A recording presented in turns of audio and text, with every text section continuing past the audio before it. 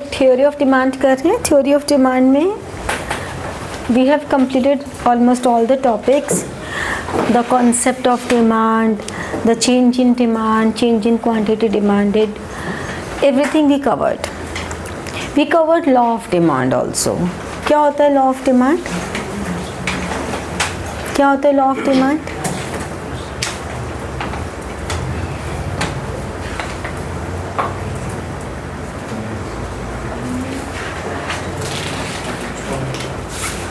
पढ़ना तो साथ साथ पड़ेगा। हाँ,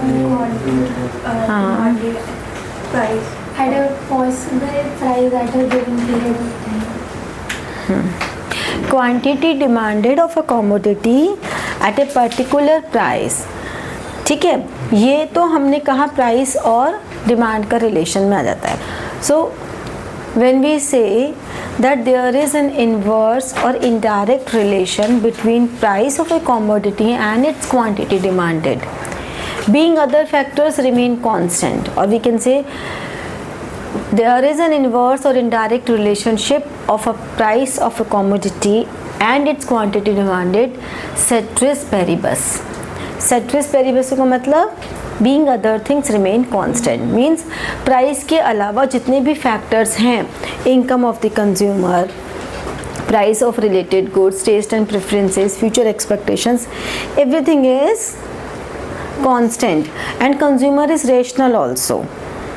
ठीक है, तो वो लॉ ऑफ डिमांड होता है। लॉ ऑफ डिमांड अप्लाई क्यों होता है? Why law of demand operates?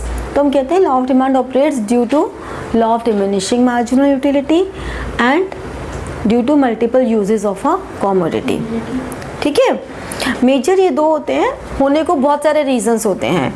Income effect भी होता है, सब्स्टिट्यूशन इफेक्ट भी होता है, there are lot of points also, but हम लोगों को दो ही करने हैं, इससे ज़्यादा डिटेल में नहीं जाना। ठीक है, फिर एक्सेप्शंस के बाद आते हैं कि कहाँ पर लॉ ऑफ डिमांड अप्लाई नहीं होता। What are the situations where law of demand do not operate? तो नेसेसरी गुड्स में नहीं होता, क्योंकि नेसेसरी गुड्स में तो आपको लेनी है तो लेनी है, जैसे कि हमने पहले भी बात की थी, मेडिसिन है, सॉल्ट है, ये नेसेसरी गुड्स है। टेक्स्ट बुक्स हैं आपकी, आप रेफरेंस बुक्स हो सकता है बहुत महंगी होगी तो एक बार को छोड़ दोगे, बट आपकी टेक्स्ट बुक्स तो आप लोगे ही लोगे, मेडिसिन भी लेंगे ही। कभी भी ऐसा नहीं होगा कि सस्ती है तो ज़्यादा खाएंगे और महंगी है तो कम खाएंगे, जितनी खानी है उतनी ही खाएंगे, तो कोई भी इम्पैक्ट नहीं आ रहा। इन्फीरियर गुड्स जो कि थोड़ी सी लो क्वालिटी गुड्स की कैटेगरी में आती हैं, उसमें भी प्राइस अगर उनका बढ़ता है तो हमें देखते हैं कि उनके कंपैरिजन में कोई दूसरी और बेटर गुड्स हैं क्या, तो इन्फीरियर गुड्स में भी अप्लाई नहीं हो रहा। वेबलिन गुड्स होती हैं जो हमारी प्रेस्टीजियस, लग्जरी, जो हम शो ऑफ के लिए ले रहे हैं। ठीक है, तो अगर ये चीज़ें सस्ती होंगी तो हम शो ऑफ की चीज़ क्या करेंगे? नहीं कर पाएंगे ना। तो वेबलिन गुड्स पे भी लॉ ऑफ डिमांड अप्लाई नहीं होता। If prices decline, quantity demanded do not increase. Okay, demonstration effect का मतलब हुआ, सपोज किसी फिल्मी एक्टर ने, किसी स्पोर्ट्स प्लेयर ने कोई पर्टिकुलर ब्रांड के शूज़ या T shirt, perfume, whatever use किया, तो हम ये दिखाने के लिए देखो हम भी वही यूज़ करते हैं। वो महंगा भी हो सकता है, सस्ता भी हो सकता है। तो डेमोन्स्ट्रेशन गुड्स मे बी वेबलिन गुड्स और मे नॉट बी वेबलिन goods, but we are purchasing even if the price is low or the price is high, irrespective of price, just to demonstrate in the society we purchase those goods. ठीक है, they are called demonstration effect. फिर emergency में हमने देखेंगे, if we have emergency, normally हम जाते हैं तो हम अगर एक टी शर्ट लेने जाते हैं तो वी सर्च कि भाई मुझे अगर 600-700 की टी शर्ट लेनी है या मुझे अगर 300-400 तक की टी शर्ट लेनी है, तो we search in the market. हम कलर भी चूज़ करेंगे, हम स्टाइल भी चूज़ करते हैं, बहुत कुछ चूज़ करते हैं। लेकिन कभी इमरजेंसी है, ठीक है, इमरजेंसी, आप कहीं बाहर घूमने गए, अब वहाँ पर आपको एक्सपेक्टेड नहीं था बारिश का, या था भी तो आपने एक पेयर एक्स्ट्रा रखा था, अब एकदम से इमरजेंसी में आपको एक पेयर और लेना पड़ गया, तो क्या करेंगे? फिर जैसे भी मिलेगी आप लोगे ही, पसंद की मिले चाहे ना मिले, यू परचेज।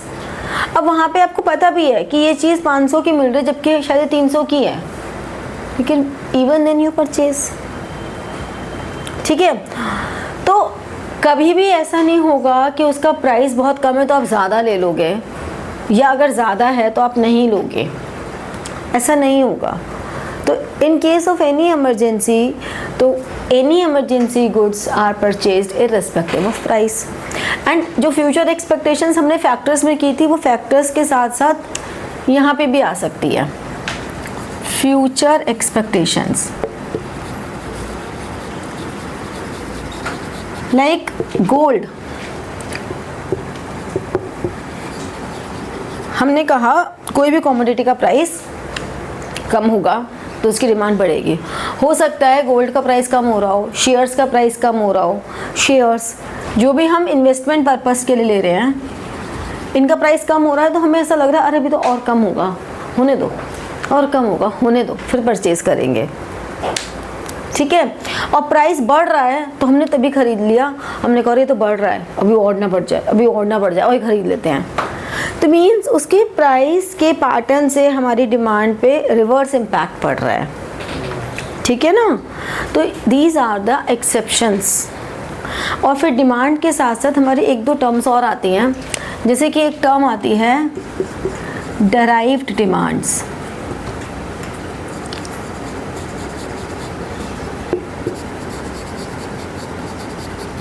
कैसी होती हैं derived demands?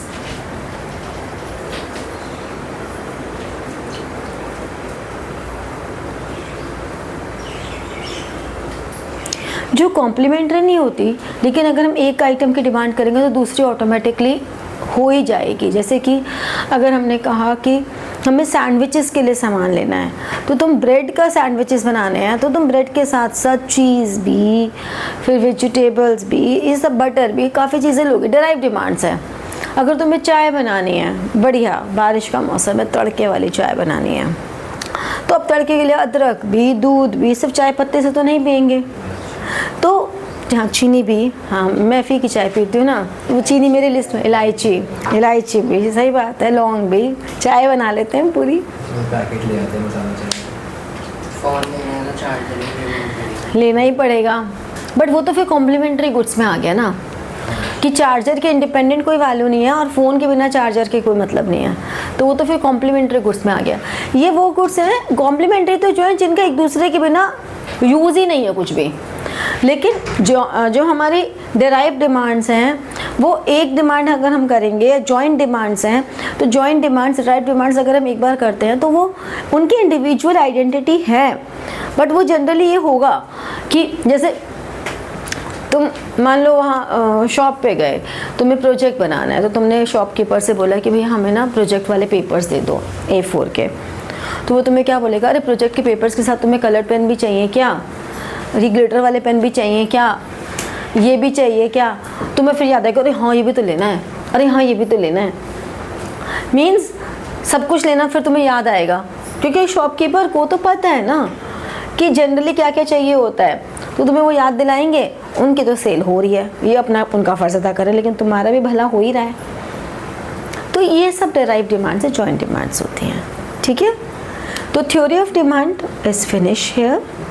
Next topic is elasticity of demand, so note it down, फिर हम लोग इलास्टिसिटी ऑफ डिमांड करते हैं। Next is elasticity of demand. What do you mean by elasticity?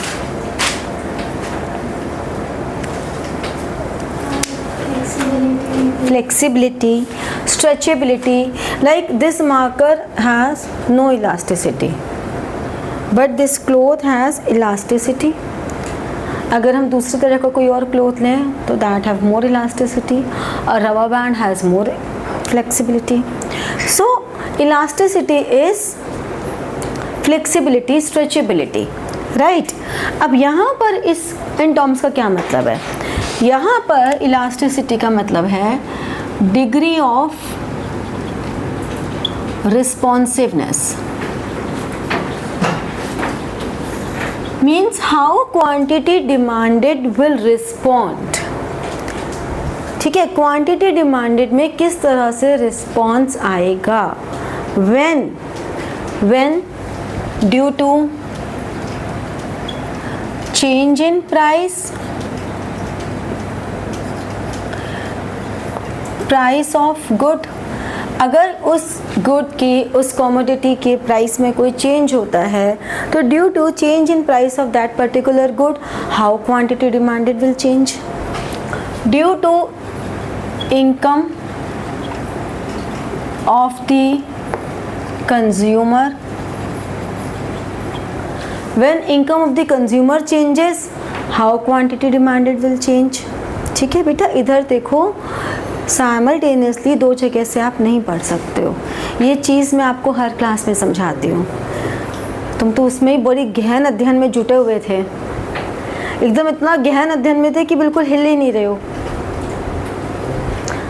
इतनी तो है ही नहीं ना पावर कि you can study by 2 ways at a time. एक ही जगह से पढ़ पाओगे ना।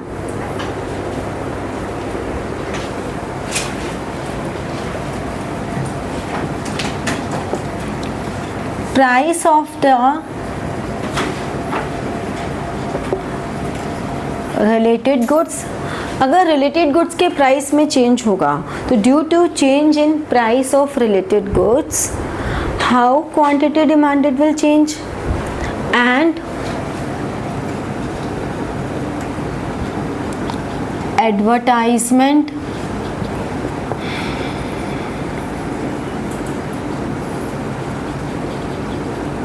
expenditure. Due to advertisement expenditure means when a company, a firm spends more advertisement expenditure on a commodity, how its demand will change. So this is called price elasticity of demand.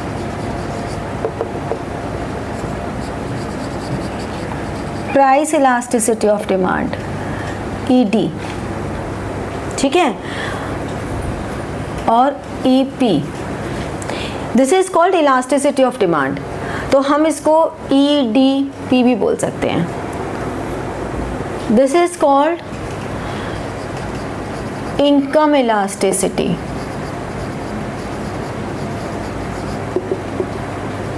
Of demand, EDI और EI. This is called cross elasticity, EC or elasticity of demand, cross elasticity, and this is called advertisement elasticity.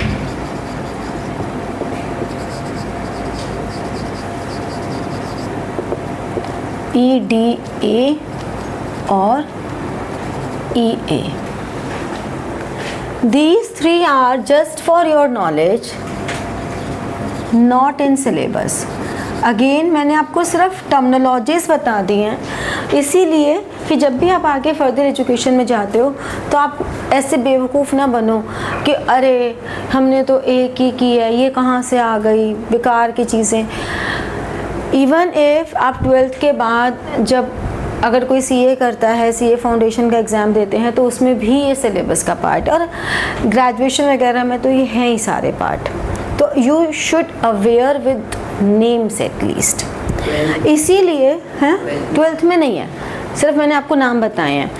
This is the only reason कि हम EP बोलें या ED बोलें, एक ही बात है, क्योंकि हमें यहाँ पे elasticity of demand means price elasticity of demand, हमारे सिलेबस में है ही प्राइस इलास्टिसिटी। तो if we are saying elasticity of demand, it is obvious that is is price elasticity of demand. ठीक है, अब क्या होगा, इसमें आपके पास 5 डिग्रीज ऑफ इलास्टिसिटी हैं, 1, 2, 3, 4 and 5. 1 is elasticity of demand is 0.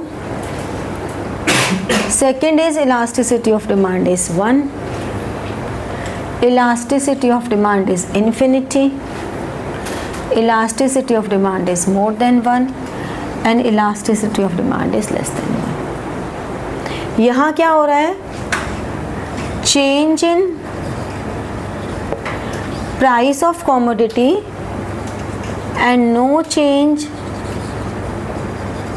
in quantity demanded. Quantity demanded में कोई चेंज ही नहीं हो रहा, ज़ीरो प्राइस इलास्टिसिटी है. यहाँ पर change in price of commodity is equal to change in quantity demanded of X. In fact percentage change in, अगर quantity price हमारा 10% डिक्लाइन हो रहा है तो क्वांटिटी 10% इंक्रीज हो रही है. अगर प्राइस 10% इंक्रीज हो रहा है तो क्वांटिटी 10% डिक्रीज हो रही है. इक्वल. इसमें क्या लग रहा है, क्या होगा? Price no change in price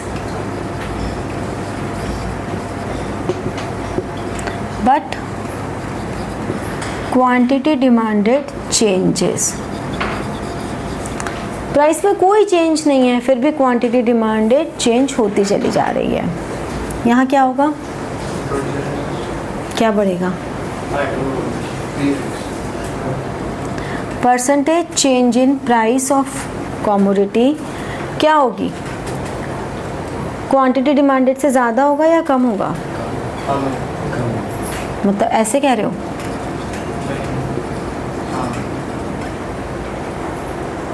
ऐसे ही होगा, क्योंकि elasticity is more then 1 means आपके प्राइस में थोड़ा सा भी चेंज होगा तो क्वांटिटी डिमांडेड एकदम से ज़्यादा बढ़ जाएगी. If there is a 5% decline in price, quantity demanded rises by 20%. ठीक है. एंड यहाँ पर percentage change in price of X is more than percentage change in quantity demanded of X. ठीक है. तो ये 5 डिग्रीज हैं, इन्हें हम कहते हैं degrees of price elasticity of demand. These are degrees of price elasticity of demand. आप ये नोट करो, फिर हम इनके सबके डायग्राम्स करते हैं. डायग्राम्स में आपको यहाँ पे क्वांटिटी डिमांडेड एक्स एक्सिस पे, वाई एक्सिस पे price. When elasticity is 0 means there is change in price but no change in quantity. Means आपके प्राइस में चेंज हो रहा है बट क्वांटिटी में कोई चेंज नहीं हो रहा. When price is P1, when price is P2, the quantity will remain same. So we say this is a straight line, we say vertical, or we can say parallel to y-axis.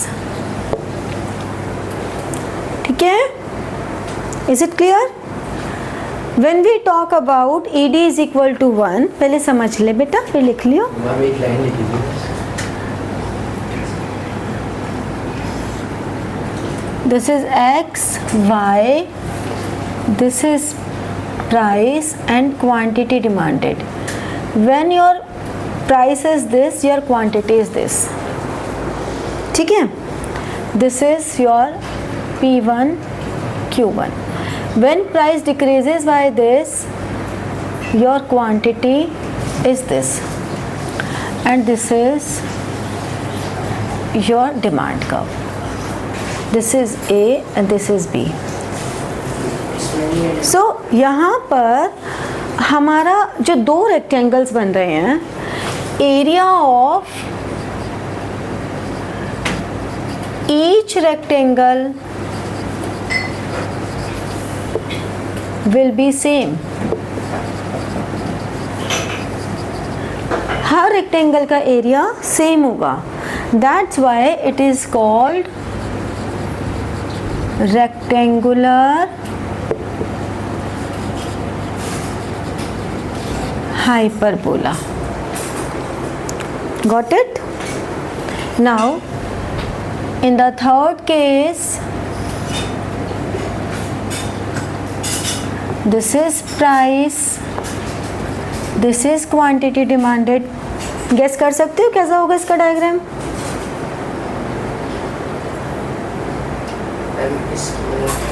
इसके opposite होगा। तो कैसा होगा? Quantity demanded की ऐसी straight line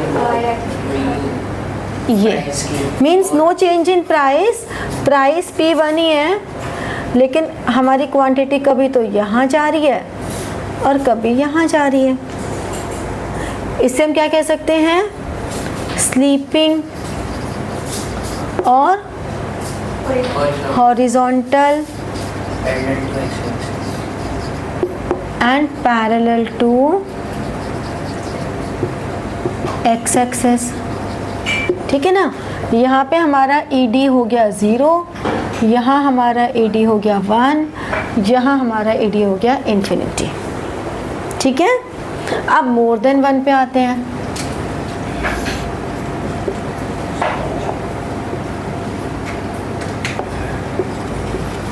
ये हमारा price और ये क्वांटिटी। अब यहाँ क्या हो रहा है? प्राइस में थोड़ा सा चेंज आया, इतना सा कम हुआ, ये P1 Q1, और हमारी क्वांटिटी एकदम से ज़्यादा हो गई। प्राइस में स्लाइट सा चेंज आया, स्लाइट सा प्राइस कम हुआ, एंड क्वांटिटी डिमांडेड एकदम से बहुत सारी बढ़ गई। ठीक है, तो ये हमारा डिमांड कर्व, इसे हम कहते हैं फ्लैटर डिमांड कर्व। और मामो P1 से P2 हो जाएगा। हाँ, ठीक है, this is elasticity is more then 1 and the last case is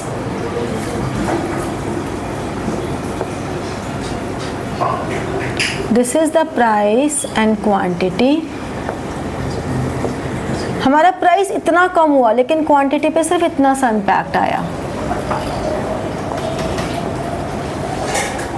ठीक है, तो इसे हम कहेंगे स्टीपर डिमांड कर्व।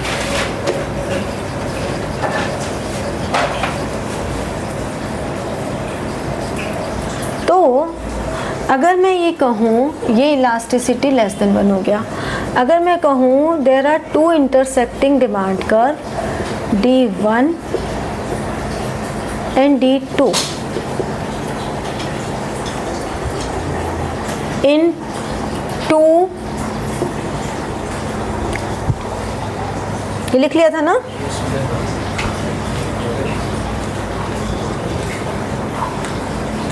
दोबारा बना देते हैं थोड़ा सा ठीक से बड़ा सा।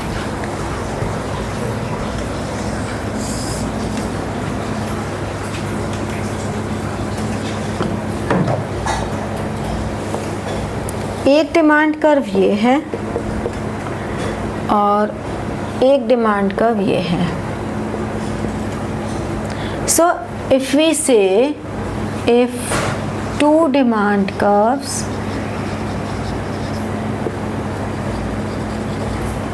are intersecting each other,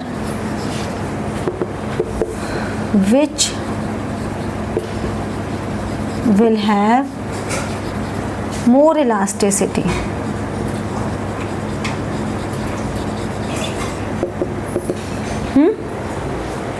और ऐसे ही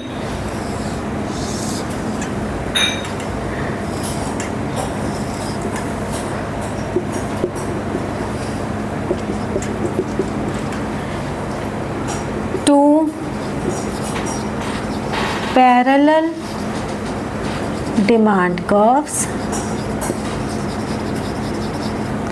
which will have more elasticity. सोचो, इसका आंसर होगा जो ज़्यादा फ्लैटर होगा will have more elasticity. More flatter, more elasticity. कौन सा है ज़्यादा फ्लैटर? D1 है ना ज़्यादा फ्लैटर, D1। और जब पैरेलल होंगे तो फार्दर फ्रॉम द ओरिजिन जो ओरिजिन से ज़्यादा दूर होगा, मोर इलास्टिसिटी। ठीक है, तो कौन सा है? D2 D2। Okay, next class में हम लोग इसके न्यूमेरिकल्स करेंगे, प्रैक्टिस करेंगे, सारा अच्छे से पढ़ कर आना। तो like, share and press the bell button for getting your notifications and comment. ठीक है, thank you.